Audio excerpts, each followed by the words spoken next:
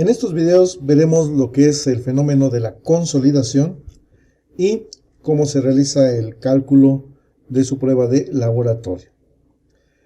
Todos los suelos, mayor o menor grado, tienen la característica de ser deformables debido a sus características físicas. Sin embargo, hay un caso muy especial y eso ocurre en los suelos que cumplen con esto. Suelos finos y en condición saturada. Cuando hablamos de saturación es que el agua llena todos sus huecos o también llamados vacíos. Fenómeno muy particular para suelos arcillosos, pero también los limos llegan a presentarlo. Entonces tiene que ser el suelo fino y en condición saturada. A esta deformación en particular le vamos a llamar consolidación. Ahora, es toda una teoría, no viene al caso este video hablar de toda la ecuación y demás, eso hay mucha información bibliográfica donde podemos ver todo este tema más profundo, pero hay una serie de supuestos que se hacen hacia el suelo para poderla desarrollar. El primero, y lo hayamos comunicado, el suelo está saturado y permanece saturado durante todo este proceso llamado de consolidación, hablando como consolidación, una deformación. Ahora, esta disminución de volumen se da exclusivamente por una disminución en sus huecos, en sus vacíos. Es decir, que el agua y las partículas sólidas del suelo son indeformables. Otro supuesto es que existe una relación lineal entre la presión que se aplica y el cambio de volumen. Hacemos válida, aunque no es tan cierto, porque al comprimirse el suelo cambia su relación de vacíos y por lo tanto es obvio que cambia el flujo que se genera en su interior. Sin embargo, vamos a tomar en cuenta que el coeficiente de permeabilidad es una constante en el suelo. Por otro lado, el flujo está gobernado por la ley de Darcy y la hacemos válida. La viscosidad del agua es importante, por lo tanto consideramos que la temperatura del líquido es una constante e igual a 20 grados centígrados. Otra cuestión, debido a las dimensiones del suelo desde un punto de vista lateral, consideramos que cualquier deformación va a ser en el sentido de aplicación de la carga. Por lo tanto, no va a haber ni flujo lateral del agua ni flujo lateral del suelo. El flujo se va a generar en el sentido de aplicación de la carga. Por ello, le ponemos como nombre que es una consolidación unidimensional. El cambio volumétrico se da solamente por el cambio en una de sus dimensiones. Y más adelante vamos a ver cómo reproducimos eso en el laboratorio. Ahora, esto de la cuestión de la deformación del suelo por consolidación, Terzaghi elaboró algo que le llamó modelo reológico y lo podemos simplificar de esta manera. Es un depósito lleno de agua, ese volumen que está almacenado es el volumen de vacíos, tiene acoplado un resorte, ese resorte nos representa la rigidez del suelo y tiene en la parte superior una válvula que permite la expulsión del líquido. En un principio la válvula está cerrada. Si le colocamos una carga y la válvula está cerrada, por lo tanto no hay disipación de energía, disipación de presión por parte del agua y por lo tanto la placa no se mueve.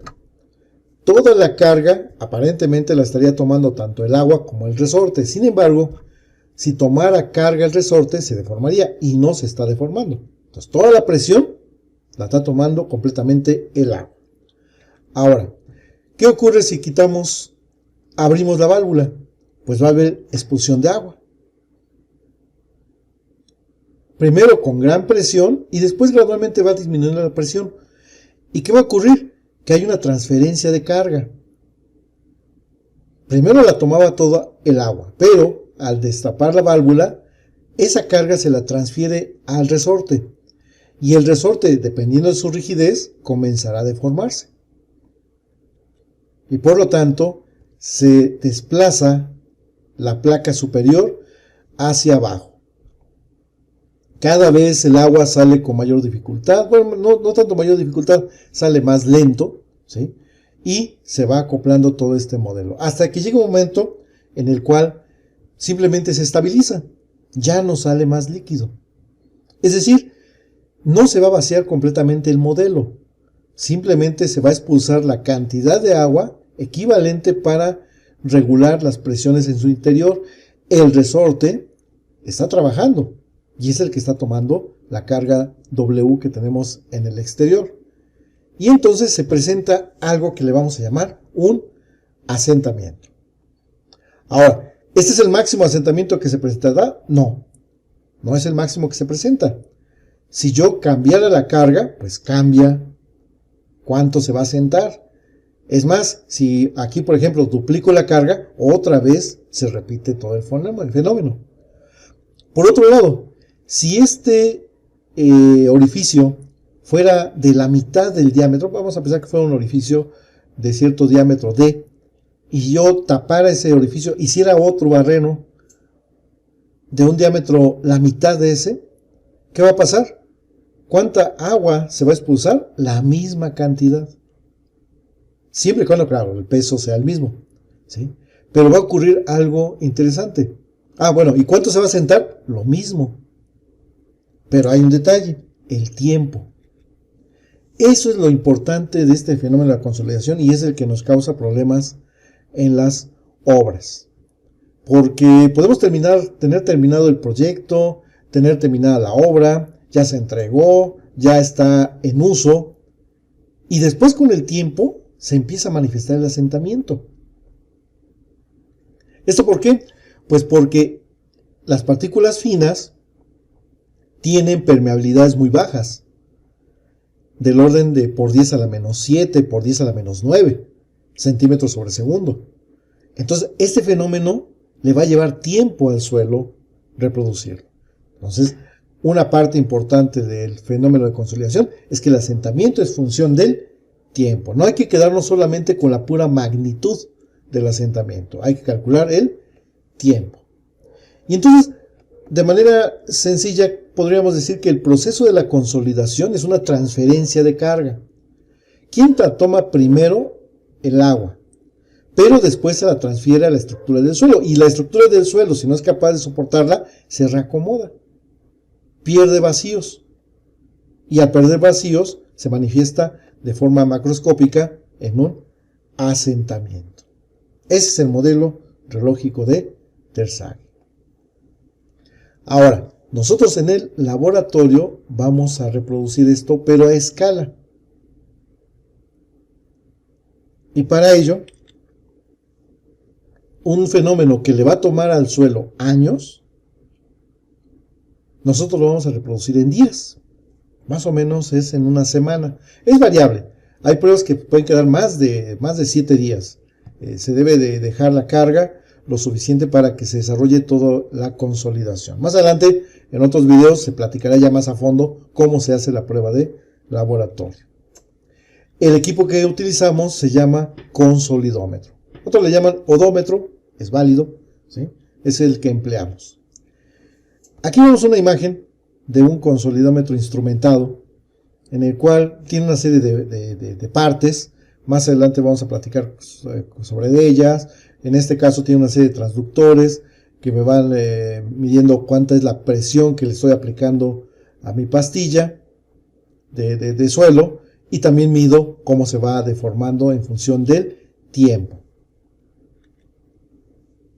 El anterior que vimos es por medio de un sistema neumático o hidráulico, se transmite la carga. En este es a base de contrapesos y un brazo de palanca, como se transmite la carga al suelo. Hay equipos instrumentados y equipos manuales. La finalidad de cualquiera de ellos es la misma.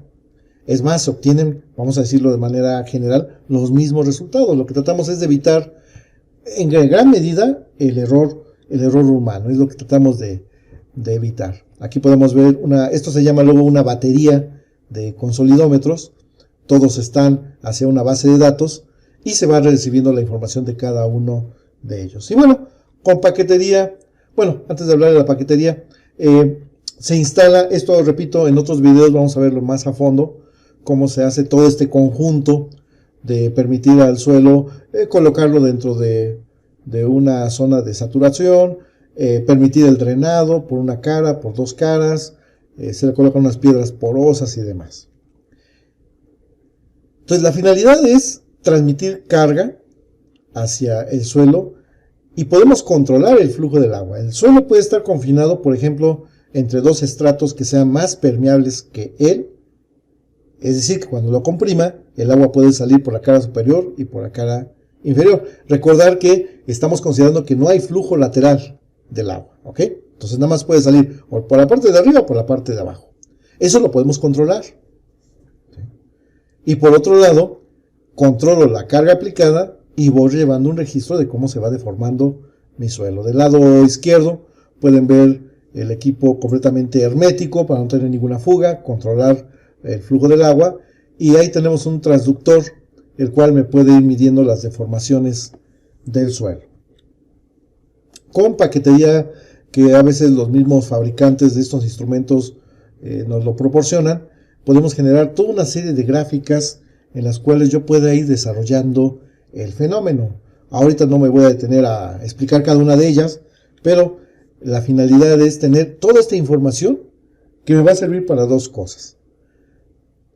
Calcular la magnitud del asentamiento debido a una obra y relacionarla con el tiempo. Recordar que eso es lo importante en este fenómeno. No solamente la magnitud, sino en cuánto tiempo se va desarrollando.